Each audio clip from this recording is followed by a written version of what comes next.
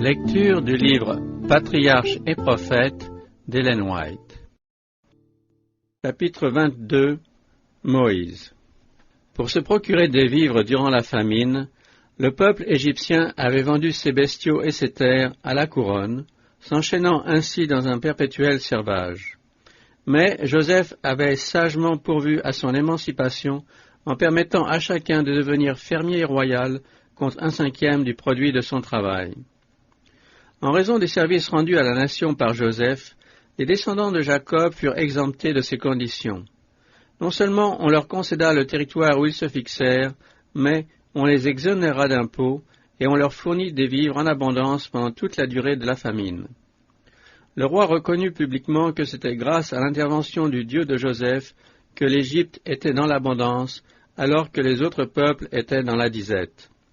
Il constata également que sous la sage administration de Joseph, le royaume s'était fort enrichi. Mais, avec le temps, le grand homme auquel l'Égypte était si redevable, ainsi que la génération qui avait bénéficié de ses travaux, descendirent dans la tombe, et il s'éleva sur l'Égypte un nouveau roi qui n'avait pas connu Joseph. Non pas qu'il ignorât ce que celui-ci avait fait pour son pays, mais il désirait n'en pas tenir compte, et, si possible, ensevelir ses faits dans l'oubli. Il dit à son peuple, « Voyez, les enfants d'Israël forment un peuple plus nombreux et plus puissant que nous. Allons, il faut agir avec prudence à son égard et l'empêcher de s'accroître, de peur que si quelque guerre survenait, il ne se joigne à nos ennemis pour nous combattre et pour sortir du pays. » En effet, les enfants d'Israël s'étaient accrus et multipliés. Ils étaient devenus de plus en plus nombreux et puissants, et le pays en était rempli. Tout cela était dû aux soins tout paternels de Joseph et aux faveurs du Pharaon alors régnant. Mais leurs coutumes et leur religion n'ayant rien de commun avec celles des Égyptiens, et leur nombre allant toujours en augmentant, le nouveau roi et le peuple commencèrent à s'alarmer. On ne désirait pas le bannissement des Israélites, car beaucoup d'entre eux étaient d'habiles artisans que le roi utilisait pour l'érection de temples magnifiques et de somptueux palais. On se contenta de les opprimer. Le nouveau Pharaon les assimila aux Égyptiens, qui s'étaient vendus à la couronne corps et biens. Bientôt, on établit sur eux des chefs de corvée, et alors leur esclavage devint complet. Ils imposèrent aux Israélites la plus dure servitude. Ils leur rendirent la vie amère, en les employant à de pénibles constructions, en argile et en briques, ainsi qu'à toutes sortes de travaux des champs. Et on leur imposait tyranniquement tout ce dur labeur. Mais plus on l'accablait, plus le peuple s'accroissait et se multipliait. Échouant dans leur dessein de les affaiblir, de diminuer leur nombre et de dompter leur esprit d'indépendance par ce servage écrasant, le roi et ses conseillers recoururent à des mesures plus iniques. Ordre fut donné aux sages-femmes des Hébreux de faire périr à leur naissance tous les enfants mâles. L'instigateur de cet ordre barbare n'était autre que Satan, qui, connaissant la promesse d'un libérateur, pensait ainsi faire avorter le plan divin. Mais ces sages-femmes, qui étaient pieuses, refusèrent d'exécuter ce cruel arrêt, et Dieu les récompensa en les faisant prospérer. Irrité de voir qu'on bravait son décret, le roi le rendit plus impérieux et plus général. Toute la nation fut appelée à rechercher et à massacrer ses innocentes victimes. Le Pharaon donna cet ordre à tout son peuple. « Jetez dans le fleuve tous les fils qui naîtront, mais laissez vivre toutes les filles. » Tandis qu'on exécutait cet ordre, il naquit un fils à un couple de pieux Israélites de la tribu de Lévi, Amram et Jochébed. L'enfant était beau. Ses parents, considérant comme prochain le temps de la délivrance, décidèrent que cet enfant ne serait pas sacrifié. Pleins de confiance, ils ne se laissèrent pas effrayer par l'édit du roi. La mère réussit à le cacher durant 3 mois. Puis, voyant qu'elle ne pouvait plus le garder auprès d'elle en toute sécurité, elle confectionna un petit coffret de jonc qu'elle rendit imperméable en l'enduisant de bitume et de poix. Elle déposa alors son nourrisson dans ce coffret et alla le porter au bord du fleuve parmi les roseaux. N'osant pas le surveiller elle-même, de crainte d'exposer la vie de son enfant et la sienne, elle en chargea Marie, la sœur du bébé, qui se tenait à distance. Mais d'autres sentinelles veillaient aussi. Les ferventes prières de la mère avaient placé son trésor sous la protection divine. Les anges qui planaient sur cet humble reposoir y dirigèrent la fille du Pharaon qui se rendait au fleuve pour se baigner. Sa curiosité fut attirée vers cet objet flottant. Dès qu'elle vit le bel enfant qu'il contenait, elle comprit toute son histoire. Les larmes du bébé excitèrent sa compassion. Son cœur fut ému à la pensée de la mère inconnue qui avait recouru à ce stratagème pour sauver son enfant. Elle résolut de l'emporter et songea même à l'adopter. Marie, qui avait de loin observé tous les mouvements de la princesse, voyant que l'enfant était l'objet de sa tendresse, s'avança timidement et lui demanda « Veux-tu que j'aille chercher une nourrice parmi les femmes des Hébreux pour qu'elle t'allaite cet enfant ?» La permission lui en étant donnée, elle courut porter l'heureuse nouvelle à sa mère, qui l'accompagna auprès de la fille du roi. « Emporte cet enfant et allaite-le-moi, lui dit celle-ci, je te donnerai ton salaire. » Dieu avait entendu les prières de cette pieuse femme, et sa foi était récompensée. Pleine de gratitude, désormais exempte de danger, elle se consacra à la douce tâche qui lui était confiée. Convaincue que son enfant lui avait été conservé en vue de quelque grande mission, elle ne négligea rien pour l'instruire et le guider dans la voie de la piété.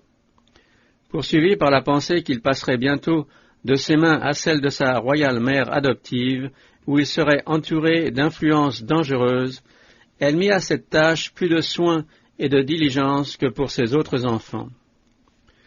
Tout en s'efforçant de lui inculquer, avec la crainte de Dieu, l'amour de la vérité et de la justice, elle demanda ardemment au Seigneur de le préserver de la corruption qui régnait à la cour. Elle dévoila à son fils la folie et les souillures de l'idolâtrie, et lui apprit de bonne heure à invoquer celui qui seul pouvait l'entendre et le secourir dans le danger. Jochébed garda l'enfant auprès d'elle le plus longtemps possible. Lorsqu'il eut atteint l'âge de 12 ans, elle dut s'en séparer. Le jeune Moïse, échangeant son humble cabane pour le palais royal, fut amené chez la fille du Pharaon, qu'il adopta pour son fils. Mais il n'oublia jamais les impressions reçues dans son enfance. Loin de s'effacer de sa mémoire, les enseignements de sa mère le préservèrent de l'orgueil, de l'incrédulité et du vice qui s'étalait au milieu des splendeurs d'une cour dissipée. Quelle influence admirable que celle de cette femme, de cet exilé, de cet esclave. Toute la vie de Moïse, la grande mission qu'il remplit à la tête du peuple d'Israël, seront le résultat de l'œuvre d'une mère pieuse. Il n'est rien qui égale cette mission. La mère tient pour une large part entre ses mains les destinées de ses enfants. Elle forme des esprits, elle forge des caractères, elle travaille non seulement pour le temps mais pour l'éternité. Elle dépose dans les cœurs une semence qui germera et portera du fruit, soit pour le bien, soit pour le mal. Son œuvre ne consiste pas à jeter sur la toile quelque belle et pure image, ni à l'incruster dans le marbre. Elle grave sur l'âme humaine l'image de la divinité. C'est surtout durant les premières années de ces petits que pèse sur elle la responsabilité de former leur caractère. Les impressions faites à cet âge sur leur esprit malléable y resteront toute la vie. De là l'importance de donner aux enfants, dès l'âge le plus tendre, une éducation et une formation ayant pour but d'en faire des croyants. Car ils nous sont confiés pour être formés, non pas en vue d'occuper un trône terrestre, mais en vue d'un trône céleste qui subsistera à travers tous les âges. Chaque mère de famille doit se dire que tous ces instants ont une valeur incalculable. Son œuvre sera jugée au jour solennel du règlement des comptes. On verra alors qu'une forte proportion de fautes et de crimes commis sur la terre sont attribuables à l'ignorance et à la négligence de celles dont le devoir était de diriger dans la bonne voie les pas chancelants de l'enfance. On verra également que la majorité des hommes qui ont éclairé le monde de l'éclat de leur génie ou des rayons bienfaisants de la vérité et de la vertu devaient les mobiles de leurs actes et de leur succès aux efforts et aux prières d'une mère chrétienne. À la cour du Pharaon, Moïse reçut une haute culture civile et militaire. Le monarque ayant résolu de choisir son petit-fils adoptif comme son héritier, tout fut disposé en vue de le préparer à occuper cette situation. Moïse fut instruit dans toute la science des Égyptiens, il était puissant en parole et en œuvre. Par ses capacités militaires, il devint le favori des armées égyptiennes. Il était universellement considéré comme un homme extraordinaire. Satan était battu. Dieu avait fait servir à la formation et à l'éducation du libérateur de son peuple le décret même qui vouait les enfants hébreux à la mort.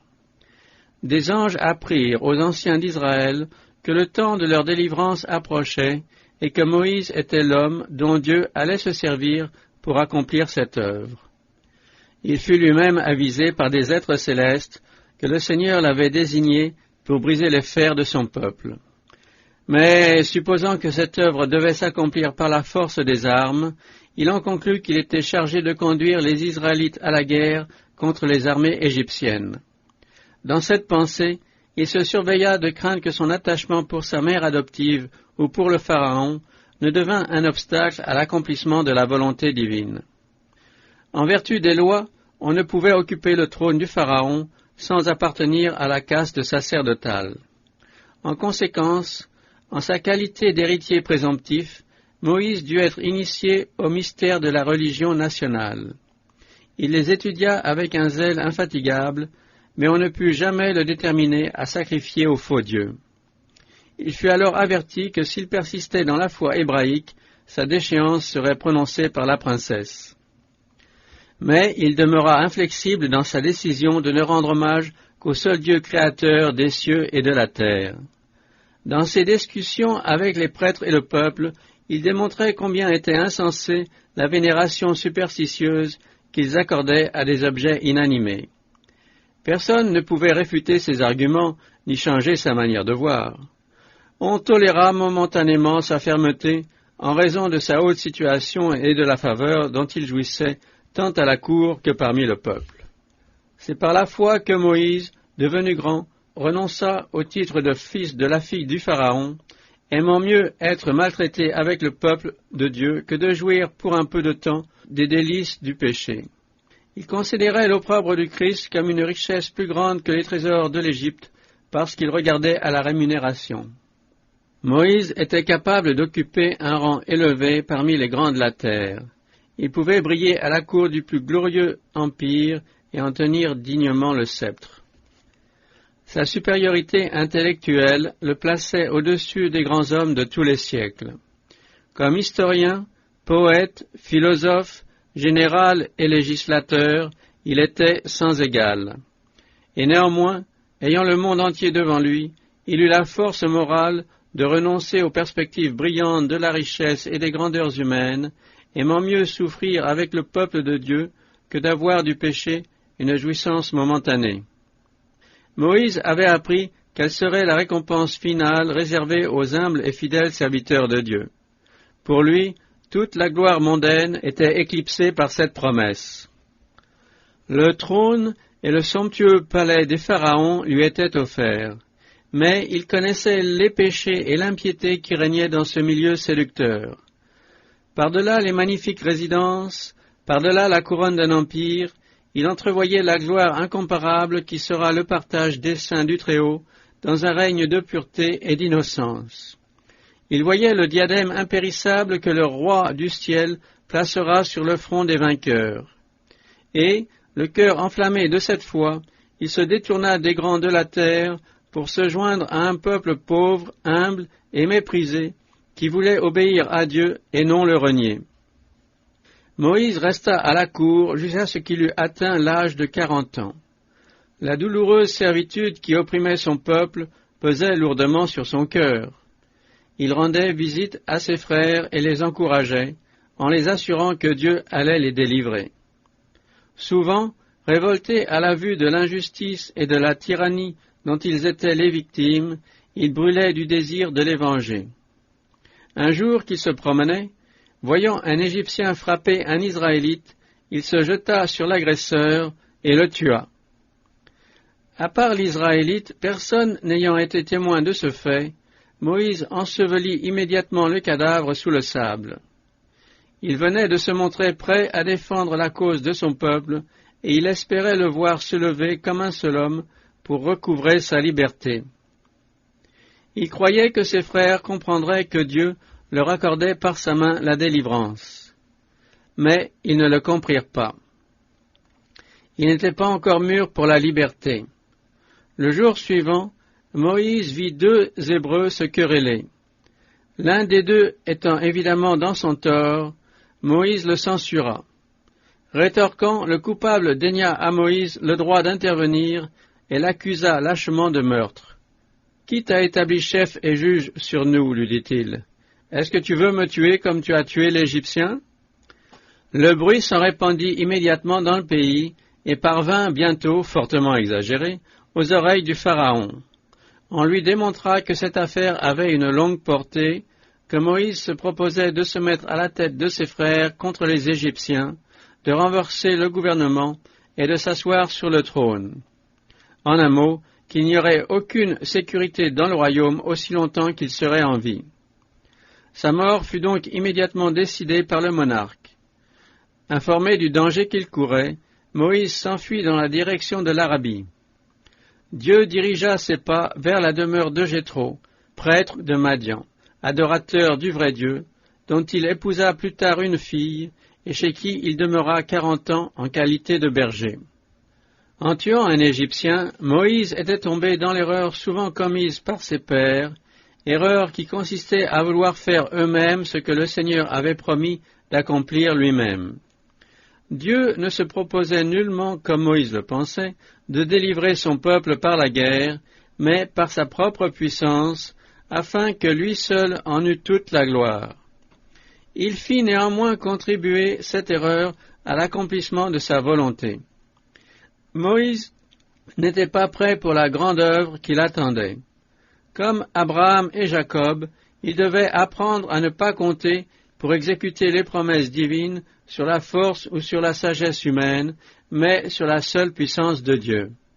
En outre, dans la solitude des montagnes, Moïse avait d'autres enseignements encore à recevoir. À l'école du renoncement et des privations, il apprendrait à être patient et à modérer ses passions. Avant de pouvoir gouverner sagement, il fallait qu'il sache obéir. Pour faire connaître au peuple la volonté du Très-Haut, il devait avoir un cœur entièrement soumis aux directions divines et se préparer par une expérience personnelle à entourer de soins paternels tous ceux qui auraient besoin de lui. D'aucuns se seraient passés de ce long stage de labeur obscur. Ils auraient envisagé comme une perte de temps inutile ces 40 ans que Dieu, dans sa sagesse infinie, appelait le futur conducteur de son peuple à consacrer aux humbles devoirs d'un berger. Les soins vigilants, l'oubli de soi et la tendre sollicitude dont il allait prendre l'habitude en gardant le troupeau de son beau-père devaient le préparer à devenir, en Israël, un pasteur compatissant, un chef d'une patience à toute épreuve. Ces qualités, aucun des avantages de l'éducation ou de la culture humaine ne pouvait les remplacer. Moïse avait d'ailleurs beaucoup de choses à désapprendre. L'affection de sa mère adoptive, la dissipation étalée partout au grand jour, les raffinements, les roueries et le mysticisme d'une fausse religion, les splendeurs d'un culte idolâtre, les œuvres imposantes de l'architecture et de la sculpture, tout cela s'était profondément incrusté dans son cœur et dans sa jeune imagination, et avait en quelque sorte formé ses habitudes et pétri son caractère. Le temps, un changement d'entourage et la communion avec Dieu pouvaient seuls effacer ces impressions. Pour arriver à échanger l'erreur contre la vérité, Moïse devra soutenir des luttes très douloureuses. Mais Dieu sera son secours, et il le soutiendra quand le combat sera trop rude pour ses faibles forces. Tous ceux que Dieu a choisis pour accomplir une grande œuvre sur la terre ont eu leurs moments de faiblesse, mais ce n'étaient pas des hommes aux habitudes cristallisées et obstinés à s'y cramponner. Au contraire, ils désiraient avec ardeur être instruits par Dieu sur la manière de travailler pour lui. Nous lisons dans l'Écriture que si quelqu'un manque de sagesse, il lui suffit de la demander à Dieu qui donne à tous libéralement sans rien reprocher, et elle lui sera donnée. Mais le Seigneur ne dispense pas sa lumière aux hommes qui se plaisent dans les ténèbres. Celui qui veut recevoir le secours d'en haut doit être conscient de sa faiblesse et de ses imperfections. Il faut qu'il se prépare aux grands changements qui doivent s'opérer en lui et se livre avec ardeur et persévérance au travail et à la prière. La victoire ne s'obtient que par une volonté résolue de se corriger de ses mauvaises habitudes. Que d'hommes n'arrivent jamais à la position qu'ils pourraient atteindre dans l'œuvre de Dieu pour la raison qu'ils attendent du ciel ce qu'il leur a donné la force d'accomplir eux-mêmes. Tous ceux qui désirent se préparer à remplir une carrière féconde doivent consentir à passer par une sévère discipline, mentale et morale, assurés de rencontrer une force divine prête à seconder leurs efforts. Derrière un rempart de montagne, Moïse était seul avec Dieu. Les yeux et l'esprit délivrés du spectacle éblouissant des temples égyptiens, comme de l'erreur et des superstitions de leur culte, il pouvait contempler en paix la solennelle majesté des collines éternelles, la grandeur de Dieu, et, par contraste, le néant de l'idolâtrie. Il lisait partout le nom du Créateur. Partout, il se sentait enveloppé de sa présence et couvert de sa protection. Peu à peu, dans l'austère simplicité de la vie du désert, sa suffisance, son orgueil, l'amour du faste et du confort disparurent. Il devint patient, brave, modéré. Et enraciné dans sa foi au puissant de Jacob, il finit par devenir un homme fort doux, plus qu'aucun homme qui fût sur la terre. Cependant, au cours de sa vie errante à travers de vastes solitudes, tout en paissant ses troupeaux, ce prince devenu berger songeait à l'oppression qui accablait son peuple. Son esprit se reportait sur les voies de Dieu envers ses pères et sur les promesses qui leur avaient été laissées comme héritage. Nuit et jour, ses pensées montaient vers le ciel. Les anges de Dieu l'éclairaient de célestes lumières. Ce furent des années riches en bénédictions, celles qu'il passa dans ces solitudes désertiques, riches non seulement pour lui-même et pour son peuple, mais aussi pour les générations à venir dans le monde entier. Les années s'écoulaient. Il arriva longtemps après que le roi d'Égypte mourut. Alors les enfants d'Israël qui gémissaient dans la servitude poussèrent des cris de détresse, et ces cris que leur arrachait la servitude montèrent jusqu'à Dieu, qui entendit leurs gémissements et se souvint de son alliance avec Abraham, avec Isaac et avec Jacob. Dieu tourna ses regards vers les enfants d'Israël, et il connut leur détresse. Le temps de la délivrance était enfin arrivé. Les desseins de Dieu allaient s'accomplir, et l'orgueil des hommes sombrait dans le mépris. Le libérateur était sur le point de paraître en la personne d'un humble berger, avec pour toute arme une verge à la main. Mais de cette verge, Dieu ferait le symbole de sa puissance. Un jour qu'il conduisait ses troupeaux près d'Horeb, la montagne de Dieu, Moïse aperçut un phénomène étrange. C'était un buisson enflammé qui ne se consumait pas. Comme Moïse s'approchait pour observer ce spectacle, une voix sortant des flammes l'appela par son nom. Tout tremblant, il répondit « Me voici ». Alors la voix l'avertit de ne pas s'approcher dans une attitude de profane curiosité. « Ôte les souliers de tes pieds, car le lieu où tu te tiens est une terre sainte. Je suis le Dieu de ton père, le Dieu d'Abraham, le Dieu d'Isaac, le Dieu de Jacob. » La voix était celle qui, dans les siècles passés, s'était fait entendre au Père par l'ange de l'Alliance. Alors Moïse cacha son visage, car il craignait de fixer ses regards sur Dieu. Un profond sentiment de révérence doit caractériser tous ceux qui entrent en la présence du Très-Haut. Au nom de Jésus, nous pouvons nous approcher du Seigneur avec assurance, mais sans hardiesse présomptueuse, et non comme si nous étions à son niveau. Il est des gens qui parlent au Dieu grand, saint et redoutable, qui habite une lumière inaccessible, comme s'il s'adressait à un égal ou même à un inférieur. D'autres se comportent dans sa maison comme ils n'oseraient pas le faire dans la salle d'audience d'un prince terrestre. Ils devraient se dire qu'ils sont en présence de celui que les séraphins adorent et devant lequel les anges se voilent la face. Tous ceux qui sont véritablement conscients de la présence de Dieu s'approchent de lui avec une sainte révérence, en se prosternant humblement devant lui. Semblable à Jacob, contemplant la vision de Béthel, il s'écrie « Combien ce lieu est redoutable! C'est bien ici la maison de Dieu, c'est ici la porte des cieux. » Comme Moïse écoute dans une sainte frayeur, la voix continue. « J'ai vu, oui, j'ai vu la détresse dans laquelle se trouve mon peuple qui est en Égypte, et j'ai entendu les plaintes qu'il pousse contre ses oppresseurs. Oui, je connais ses souffrances, je suis descendu pour le délivrer de la main des Égyptiens et pour le faire monter d'Égypte dans une contrée fertile et spacieuse, dans une terre où coule le lait et le miel. Va donc, je t'envoie auprès du Pharaon, fais sortir d'Égypte mon peuple, les enfants d'Israël. » Étourdi et terrifié à l'ouïe de cet ordre, Moïse recule et s'écrie « Que suis-je pour aller auprès du Pharaon et pour faire sortir d'Égypte les enfants d'Israël ?» La réponse vient « Je serai avec toi, et voici quel sera pour toi le signe que c'est moi qui t'ai envoyé.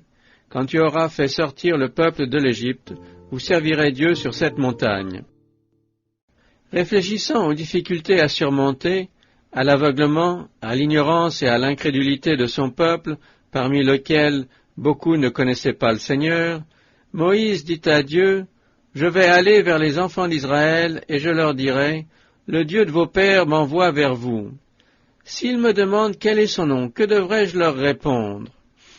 Alors Dieu dit à Moïse, « Je suis celui qui dit « Je suis ».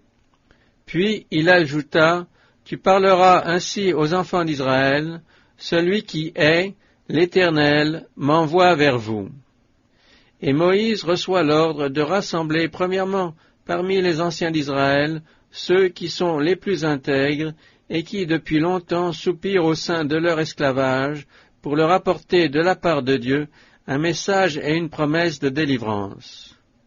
Accompagné de ces hommes, il devra se rendre auprès du Pharaon et lui dire « Le Dieu des Hébreux nous est apparu, permets-nous d'aller à 3 journées de marche dans le désert pour offrir des sacrifices à l'Éternel notre Dieu. » Moïse est prévenu que le Pharaon refusera d'accéder à leur demande. Mais il ne devra point faiblir, car Dieu saisira cette occasion pour manifester sa puissance à la vue des Égyptiens et de son peuple. J'étendrai donc ma main, et je frapperai l'Égypte par toutes sortes de prodiges que je ferai au milieu d'eux, et après cela, il vous laissera aller.